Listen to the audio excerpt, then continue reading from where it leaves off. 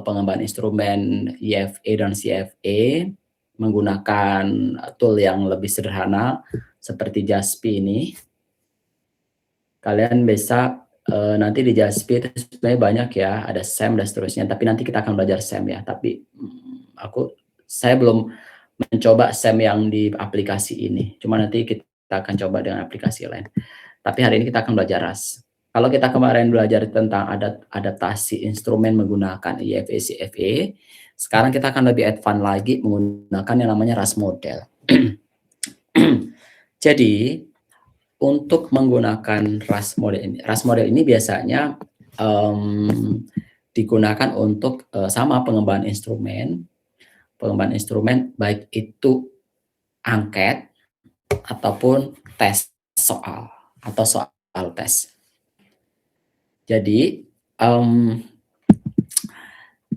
kalau contoh yang di sini mana ya? Di sini. Ini ada dua ya. Ini ada dua tulisan saya. Nanti kalian bisa pelajari. Ini tulisan yang kemarin saya kirim ke grup kalian. Jadi di sini ini pengembangan instrumen adaptasi instrumen technological pedagogical content knowledge untuk calon guru. Ini angket. Kemudian yang ini tes. Ini juga angket ya. Creativity style inventory juga angket. Ada lagi yang ini, yang tes. Bentar. Saya mau compare. Ini. Saya lupa ya kemarin.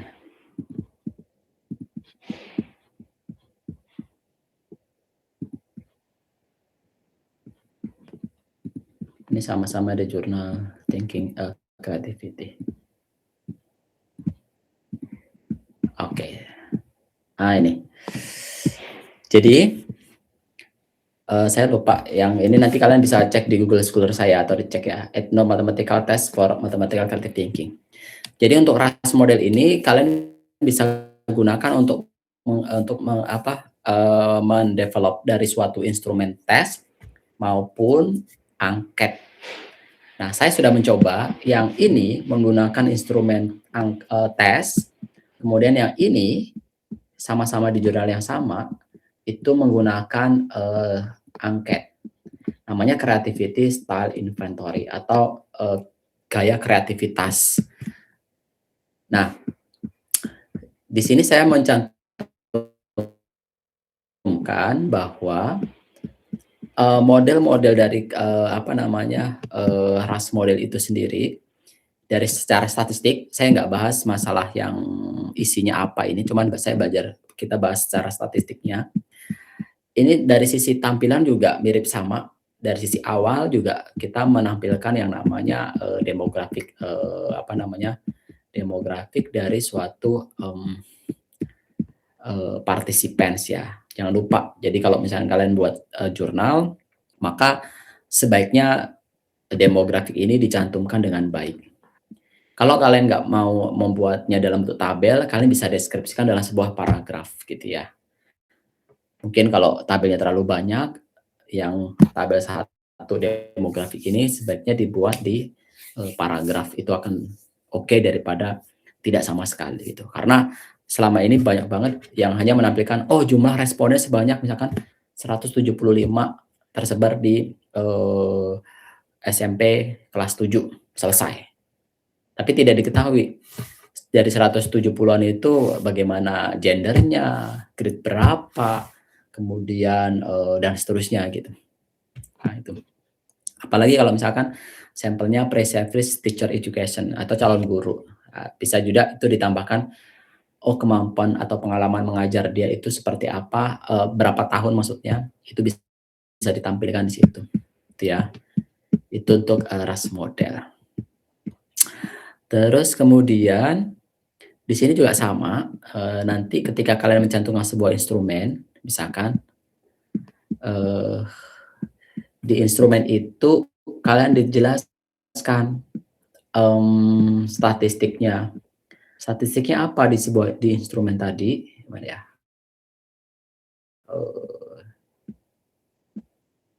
ini, kalau di sini saya ini pengembangan ya. Jadi ini angket apa, soal tes etnomatematika yang kemudian saya buat kemarin waktu disertasi saya. Ada 20 item soal, ini pengembangannya dari, berbagai macam sumber, ada 20 item. Kemudian ini tipe-tipe skornya, fluency fluency itu maksimal 5, flexibility, originality, dan seterusnya. Nah, ini contoh soalnya. Ini contoh soalnya kemarin saya juga mengadopsi dengan konteks etnomatematika. Jadi harus dijelaskan, di dalam instrumen itu secara statistik kamu harus jelaskan bagaimana poinnya, skornya, itu semuanya dijelaskan secara gamblang di bagian instrumen, ya. Jangan sampai ketika kalian menulis jurnal nanti, instrumen itu hanya, instrumennya adalah, misalkan creativity style, sejumlah 5, udah selesai. Tapi tidak dijelaskan, 5 itu salah satu contohnya gimana, skornya gimana. Kemudian siswa itu harus menjawabnya bagaimana, apakah dengan, Likert scale atau apa gitu, itu harus dijelaskan juga, supaya tidak ada dusta di antara pembaca dan penulis gitu. Itu ya, maka di sini juga kemudian prosedurnya juga sama. Nah, di sini ini yang lebih menarik nih. Saya akan menampilkan, mengexplain yang namanya statistiknya. Oke, yang pertama, RAS model ini, di bagian RAS model ini biasanya kalau yang software berlicense itu bisa menampilkan unlimited data, baik itu responden maupun item soal. Tapi kalau item WinStep ya, WinStep-nya di sini menggunakan yang tidak berlicense, itu hanya terbatas pada 75 responden dan maksimal 25 items. Tapi tidak masalah, nanti kita coba itu. Hari ini kita belum sampai ke situ ya, cuman ini pengantar saja. Mungkin minggu depan kita akan coba itu. Terus kemudian di reliability untuk suatu tes di sini, ini juga sama. Yang disampaikan adalah tentang reliabilitasnya gitu. Jadi lagi-lagi hanya kita menggunakan reliabilitas dari suatu data. Kemudian di sini kalau ini masih sama ya, ini korelasi. Kalau korelasi ini pakai SPSS ya. Kalau pakai SPSS juga sama. Terus kemudian construct validity. Di sini. Jadi korelasi ini korelasi suatu instrumen dari masing-masing scale-nya. Kalau ini kan kalau yang tugas kemarin ada 4 skala ya, 4 faktor. Kalau di sini ada banyak faktor di sini. Di sini saya menampilkan standar deviasi dan rata-rata dari suatu instrumen itu dan korelasinya. Gitu ya, itu korelasinya. Nah, bagaimana menampilkan ini? Saya pikir kalau menampilkan dan standar deviasi kan ini pakai deskripsi statistik ya. Tapi kalau menampilkan yang ini pakai korelasi. Korelasinya sebenarnya sama. Kemarin saya sudah sampaikan belum ya tentang korelasi? Coba saya tunjukkan sebentar.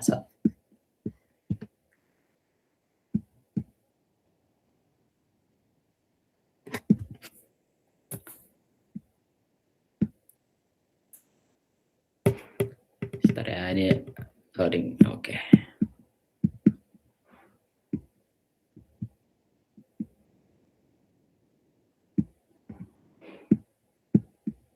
Ini. Nah, ini ya. Jadi kalau korelasinya itu ya dari sini nih, dikorelasi. Nah, ini correlate, kemudian bivariate. Nah, korelasinya itu kalau menampilkan itu tinggal dimasukkan aja semua. Kemarin ini enggak ya. Ini sorry. Sebentar. Ini salah satu contoh saya lupa untuk menampilkan korelasi ini, sorry mana ya? Nah ini kan per faktor ya, ini per faktor. Ini faktor, faktor, faktor, tapi bukan itemnya. Nah, kita kan punyanya item nih, punyanya item. Jadi ada item 1 sampai 5, cuman 4, 5 ini kemarin tidak valid. Dari faktor 1 itu ada 3 tes, kemudian faktor 2 ada 5, dan faktor 3 ada 5. Bagaimana kita menampilkan faktor itu supaya menggabungnya jadi satu, supaya tabelnya nanti tabelnya nggak begini nih. Sorry, ini saya buat dengan tabel yang ini. Di sini tinggal dibuat ini aja, udah. Nanti dia akan muncul. Nah, begini. Tabelnya nanti panjang lebar banget nih, ya kan? Ada 1 sampai 2 ini item. Ini nggak efektif. Nah, bagaimana cara mengefektifkannya? Nah, caranya begini. Ini kita buat summary aja, kita rata-ratakan semuanya. Caranya adalah klik transform, compute variable. Nah, saya ulangi lagi. Klik transform, compute variable. Nah, di sini kalian cari min. Nah, ini. Taruh atas. Nah, sini kita kasih nama. Misalkan apa tadi? Namanya apa ya? Apa ini tadi? VM lah. SP ya, namanya SP. Namanya SP. Nah, di sini di bagian ini kalian masukkan angketnya, itemnya, tapi dikasih koma satu persatu nih.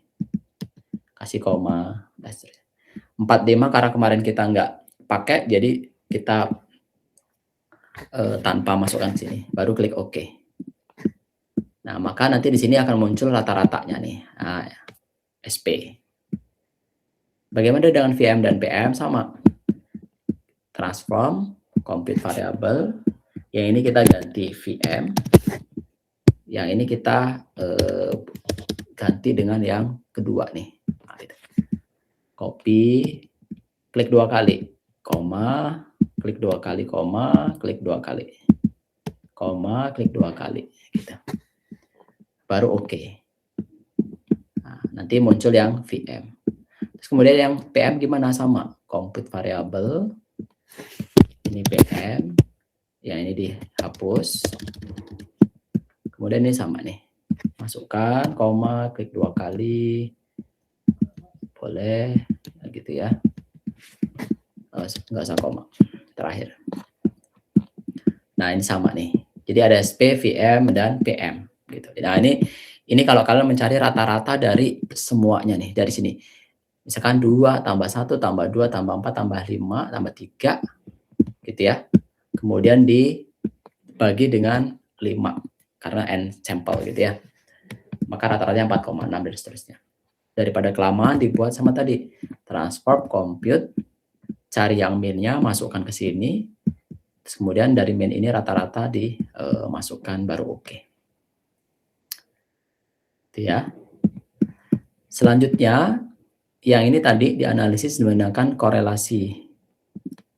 Nah, korelasinya nggak semua ini kita ganti dengan yang rata-ratanya gitu. Nah, ini masukkan ke sini. Nggak usah ditulis apa-apa, langsung aja. Nah, kan lebih simple. Nah, yang ini baru nanti kalian copy. Kemana?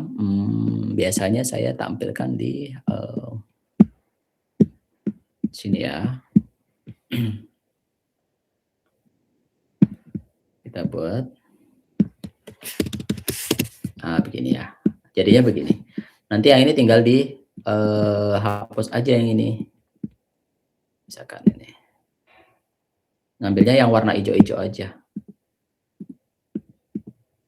Mudah-mudahan bisa ya. Ya. Gitu ya. Kita coba cek dulu. Nah, gitu. Nanti yang ini di-delete ya. Yang ini di-delete. Tapi biasanya kalau pakai Excel mungkin akan bisa ya. Excel juga mungkin akan lebih oke lah. Mungkin akan enak di Excel gitu ya. Ini kalau di sini lebih ke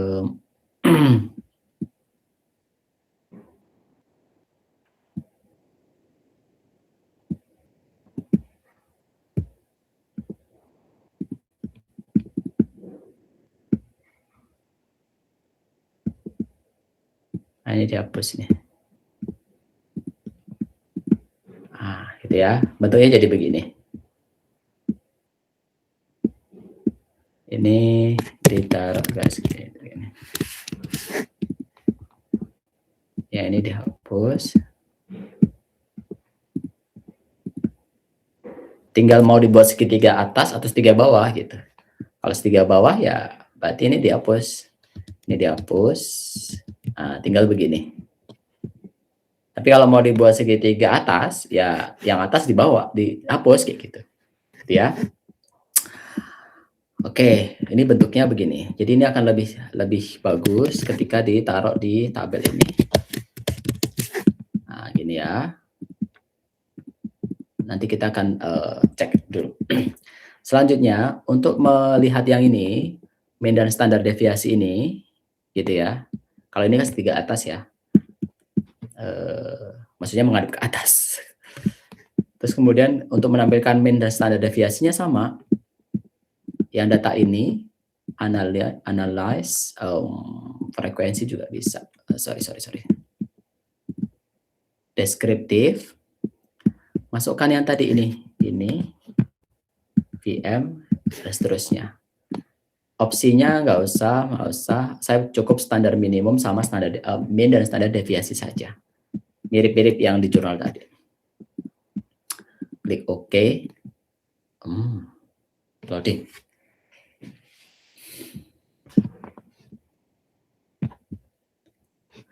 Loading nih.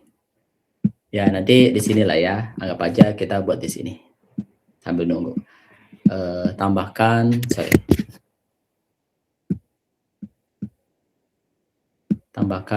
di sini. Di kirinya. Ini sebenarnya nggak usah lah ya. Tambahkan di kirinya. Nah, ini kita pindah ke sini. Ini ada mean, ada standar deviasi, gitu ya. Yang ini nggak usah ditaruh di sini. Kalian buat note aja di sini. Nah, begitu. Kemudian yang ini kita hapus kalian. Terus jangan lupa kasih SP. Itu kasih apa? Misalkan SP misalkan self perceive, ya. Anggap aja itulah. Kemudian VM itu apa? Value of mathematics. Kemudian PM itu apa gitu. Misalkan perceive of math. Nah, gitu. Nah, standar deviasinya bisa mean-nya berapa? Misalkan sini mean-nya 4,50 karena tadi masih oke. Misalkan 4,50, sini 4,61 gitu ya. Misalkan sini 3,50 standar deviasinya misalkan 0,23, 0,45, 0,67. Nah, begini ya. Menulisnya begini. Kemudian kalian tinggal di susun aja menggunakan begini. Ini no border atas sama border bawah. Oh, sorry. Ini ada something.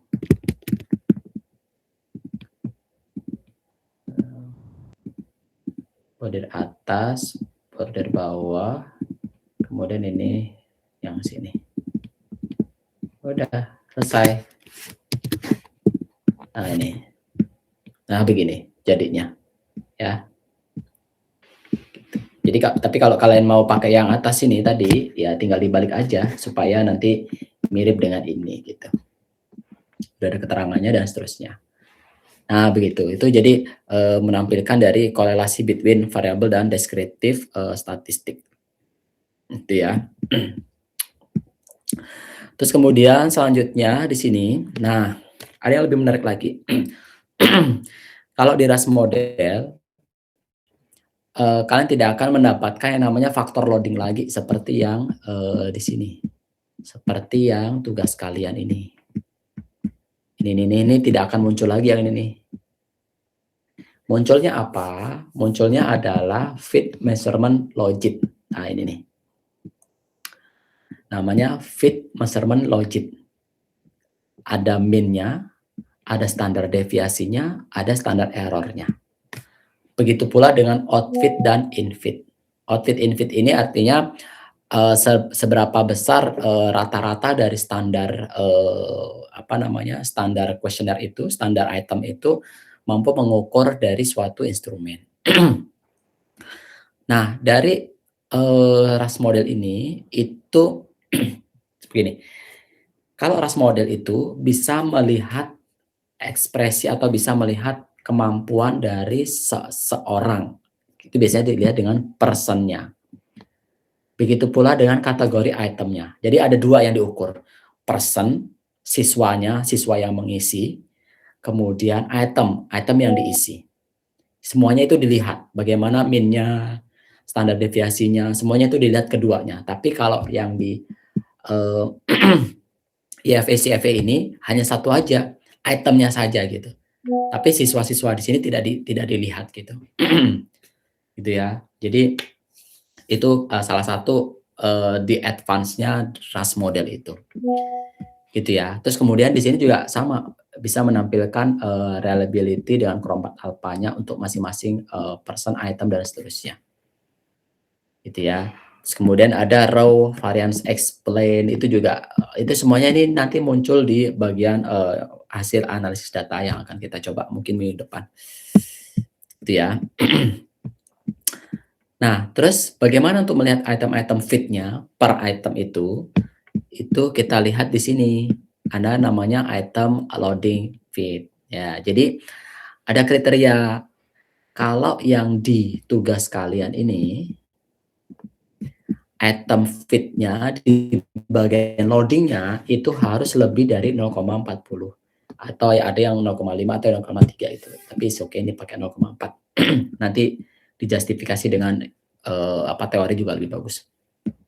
Tapi kalau di kalau di sini item fit-nya ini itu ada beberapa temuan. Yang pertama, kalau menurut si Bone, item fit-nya itu harus outfit-nya baik itu person sama itemnya harus di antara 0,5 sampai 1,5.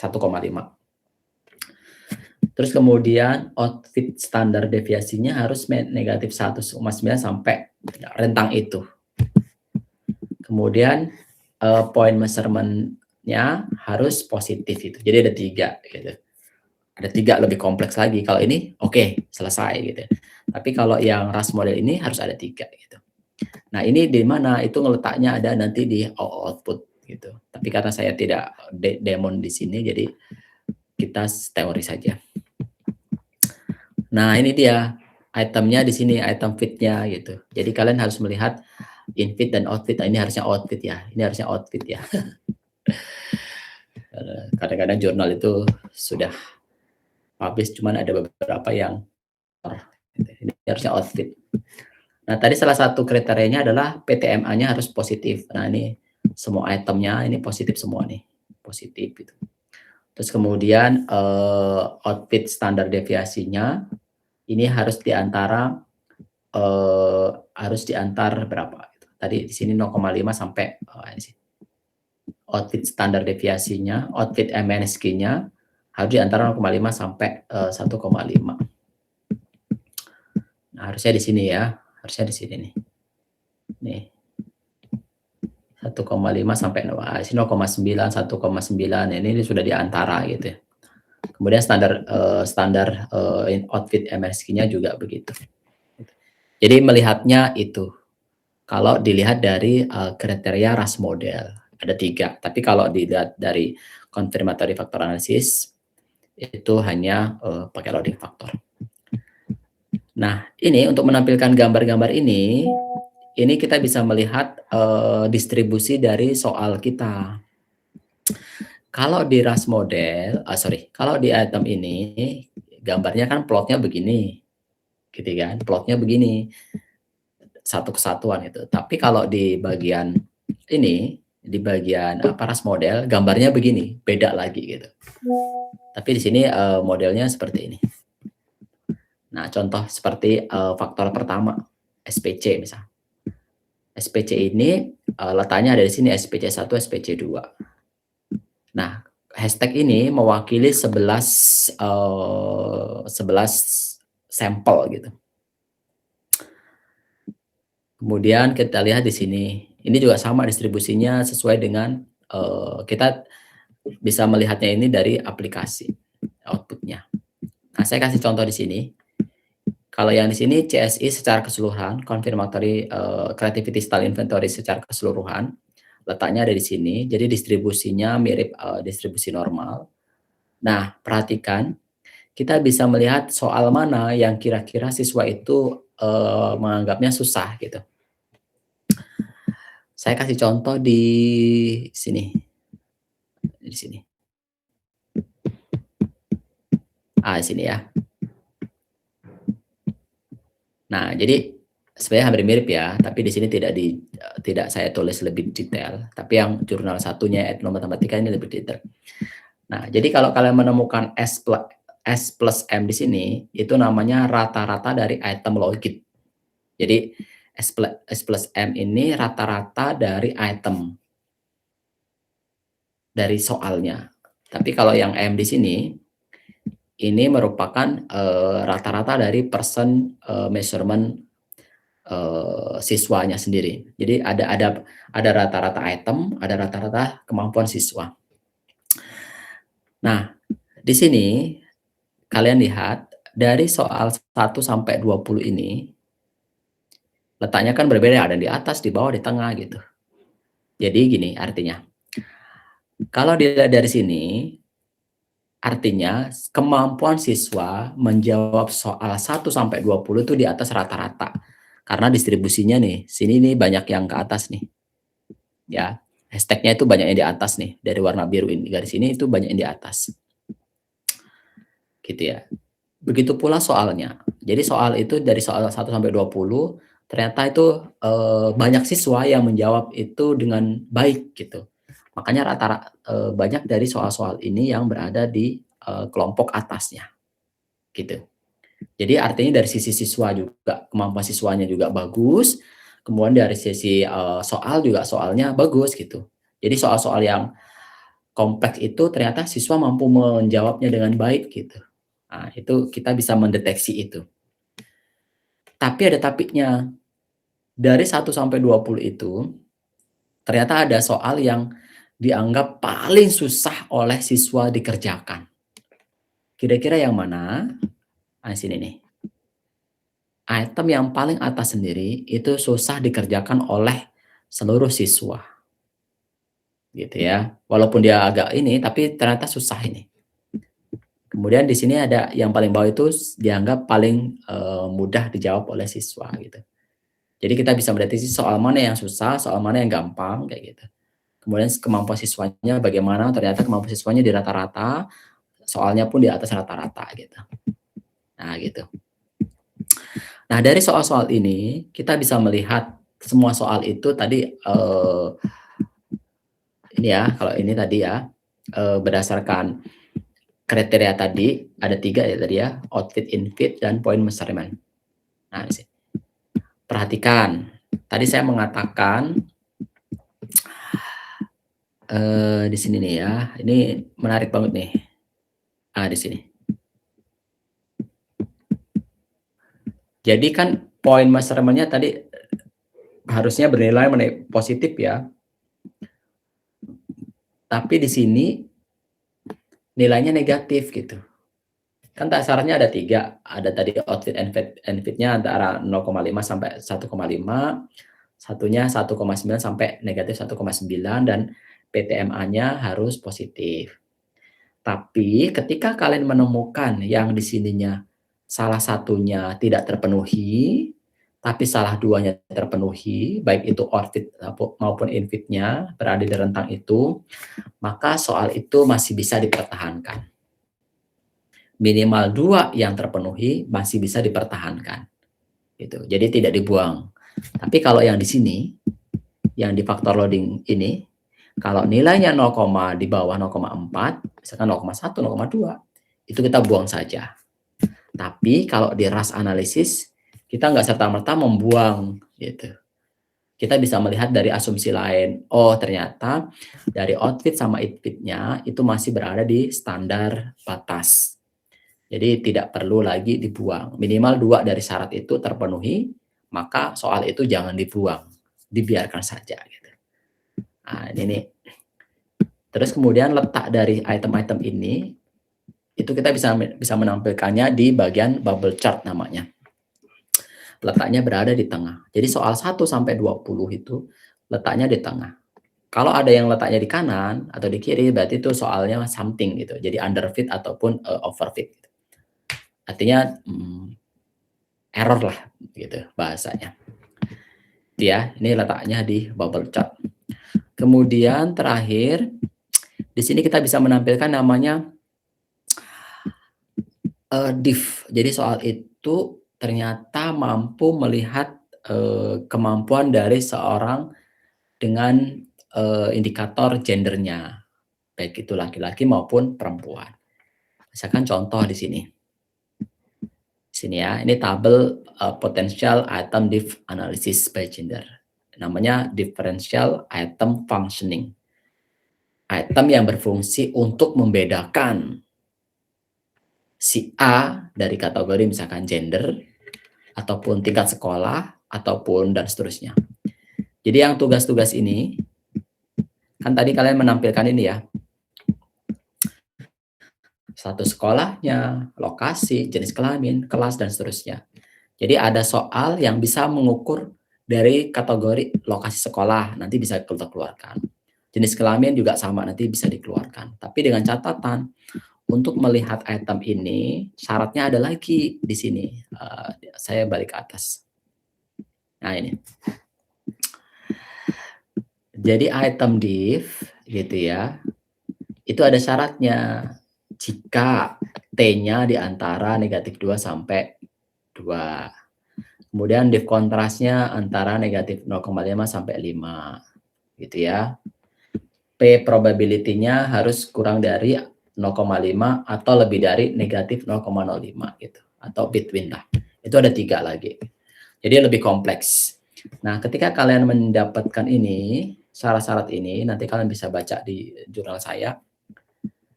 Maka saya mendeteksi adanya soal ini Flow 2 sama Flow Flex 8 ini yang kira-kira berpotensi gitu. Mendeteksi adanya perbedaan antara pria dan laki-laki. Nah, gambarnya seperti ini nih. Gambarnya seperti ini. Nih, kalian bisa lihat di sini fluency untuk flexibility 8 di sini nih. Sini nih paling ekstrim nih ya. Nilainya paling ekstrim nih ya. Jadi kalau nilainya paling ekstrim ini di antara gambar yang lain paling ekstrim nomor ini. Kemudian gambar lain juga ekstrim ini. Ini kan fluency 2 dan flexibility 8 antara female dan male. Female-nya perempuan, male-nya yang merah, female-nya yang hitam. Jadi soal fluency 2 dan flexibility 8 ini yang agak-agak, kalau gambarnya itu yang paling nyeleneh sendiri gitu ya. Nah, itu soal yang bisa mendeteksi adanya perbedaan antara laki-laki dan perempuan. Gitu. Soalnya apa? Ya, kalian bisa tanyakan nanti di saya jenisnya seperti apa. Karena di sini saya tidak menampilkan angketnya, soalnya lebih utuh. Itu ya. Itu kalau yang ini logit value ini nantilah, enggak usah. Nah, itu jadi dari saya terkait dengan RAS model analisis. Teori langsung prakteknya nanti minggu depan insyaallah mudah-mudahan. Tapi perhatikan kalau kalian mau cek itu ini RAS model for measurement model. Ini step-nya di sini. Di sini. Jadi kalian pakai mini step ini free download untuk bisa akses siapa aja nih bisa. Tapi hanya terbatas untuk 25 soal dan 75 item. Kalian bisa download ini nanti, ini gratis juga. Nah ini nih. Nah ini ya, hanya terbatas untuk ini. Tapi kalau yang saya punya itu berlicense, jadi saya bisa analisis data sebanyak mungkin gitu. Tapi pastikan kalian bisa download ini nih, kecil kok kapasitasnya ini. Oke. Dari saya itu mudah-mudahan tidak membakar. Saya tutup sharing dulu. Oke. Ya, kalau ada yang mau ditanyakan silahkan.